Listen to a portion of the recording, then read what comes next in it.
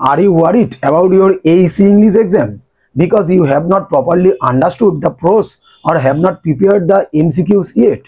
Don't worry, I, RS Sir from Study Made Simple, have brought the solution to your problems. I have brought a brief description of every pros piece and 100 MCQs each. If you study this, you will get 100% common question and achieve a very good result. তুমি কি চিন্তিত তোমার Aisi English exam নিয়ে? যেহেতু তোমার প্রশ্নগুলো ভালো করে বোঝা হয়নি বা তার এমসিকিউ এখনো রেডি করতে পারোনি, চিন্তা নেই, আমি স্টাডি মেড সিম্পলের আরএস স্যার তোমার সমস্যার সমাধান নিয়ে এসেছি। প্রত্যেকটি প্রসের সংক্ষিপ্ত বর্ণনা ও 100টি করে এমসিকিউ নিয়ে এসেছি, যা পড়লে তুমি 100% কমন পাবেই ও খুব ভালো রেজাল্ট করতে পারবে।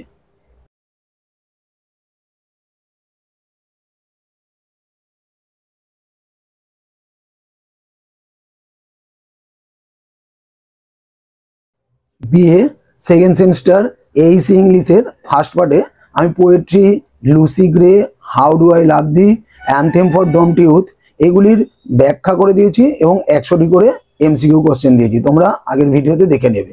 আজ আমি নিয়ে এসেছি প্রোস পার্ট, অর্থাৎ the last leaf the thief story Rammohan Roy. আগের ভিডিওতে তোমরা অনেকেই বলেছিলে যে আমি যাতে বাংলায় সংক্ষেপে গল্পগুলোকে বলে দিই, তাই দিয়ে আমি শুরু করছি the last leaf by O Henry. এই গল্পে আমরা যে দৃশ্যপটটা দেখতে পাবো সেটি হচ্ছে গ্রিনউইচ ভিলেজে। এখানে দুজন তরুণ শিল্পী সু এবং জনসি বাস করে। তাদের দুজনকে নিয়ে আমাদের এই গল্পের কাহিনী। নভেম্বরে জনসি নিউমোনিয়ায় আক্রান্ত হয় এবং সে বাঁচার ইচ্ছা হারিয়েই ফেলে।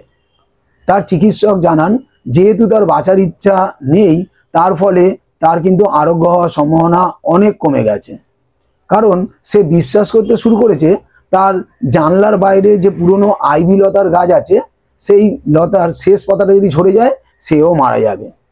এই জন্য তার বাঁচার ইচ্ছেটা হারিয়ে গেছে। তার বন্ধু সু তার হতাশা আর অন্ধবিশ্বাস সম্পর্কে নিচের তলায় থাকে যে 60-এর ঊর্ধ্বে বয়স একজন শিল্পী যে বহুদিন ধরে চেষ্টা করছে কিন্তু ব্যর্থ হয়ে রয়েছেন, সেই ওল্ড বেহারম্যানকে সমস্ত কথা জানায়। বেহারম্যান তার শ্রেষ্ঠ শিল্পকর্ম আঁকার স্বপ্ন এখনো দেখেন।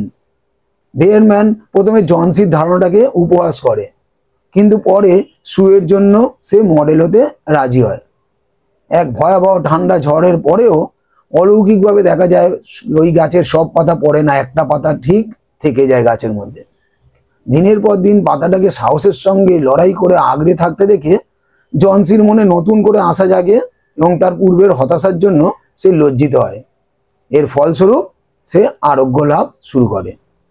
পরে সু সেই সত্যটা প্রকাশ করেন যে সে আজ বাঁচতে পেরেছে একজনেরই কারণে, সেই হলো বেহারম্যান।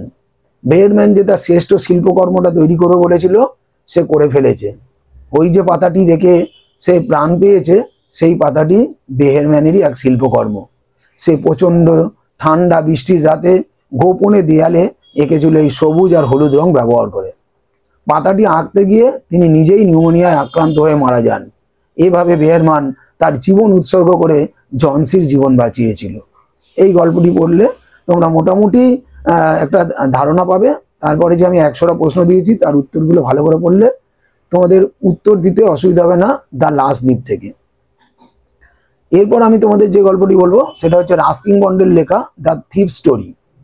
এই থিপ স্টোরি গল্পটি দারুণ গল্প। এই গল্পে বিশ্বাস আর দয়ার মাধ্যমে একজন মানুষের পরিবর্তনের কাহিনী আমরা দেখতে পাবো। দীপক একজন তরুণ এবং পেশাদার চোর, আর অরুণ নামে এক দয়ালু লেখকের সঙ্গে বন্ধুত্ব করে তাকে ঠকানোর উদ্দেশ্যে সে তার বাড়িতে আসে। অরুণ তাকে কাজ দেয় এবং রান্না শেখানোর পাশাপাশি লিখতে, পড়তে এবং সংখ্যা যোগ করাতে ও শেখাতে শুরু করে। অরুণ তাকে অন্ধভাবে বিশ্বাস করত। একদিন অরুণ তার উপার্জনের কিছু টাকা ম্যাট্রেসের নিচে রাখে, যা দীপক চুরি করে নিয়ে পালিয়ে যায়।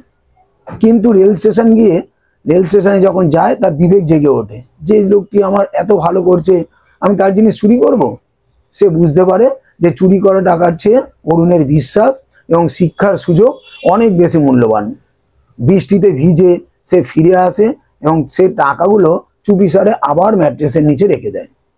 পরদিন সকালে অরুণ তাকে একটা 5 টাকার নোট দেয় এবং জানায় যে এখন থেকে সে নিয়মিত তাকে মাইনে বা বেতন দেবে। নোটটি ভেজা থাকায় দীপক বুঝতে পারে যে অরুণ সবই জানে, তবুও সে তাকে ক্ষমা করে দিয়েছে।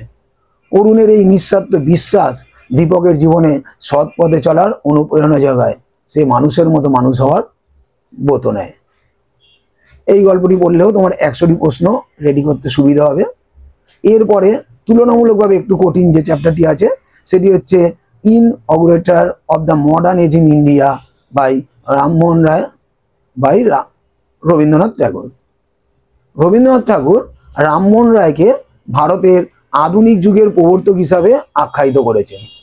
রামমোহন এমন এক সময় আবির্ভূত হন যখন ভারতে যুক্তি বলে কিছু নেই, জরাজীর্ণ ঐতিহ্যের ভারে অবনতির অন্ধকারে ডুবেছিল ভারত। তিনি দূরদর্শী এবং অপরাজেয় মানসিকতার মাধ্যমে জাতিকে আত্মবিস্মৃতির দারিদ্র্য থেকে উদ্ধার করেন এবং সৃজনশীল প্রচেষ্টার যুগে চালিত করেন।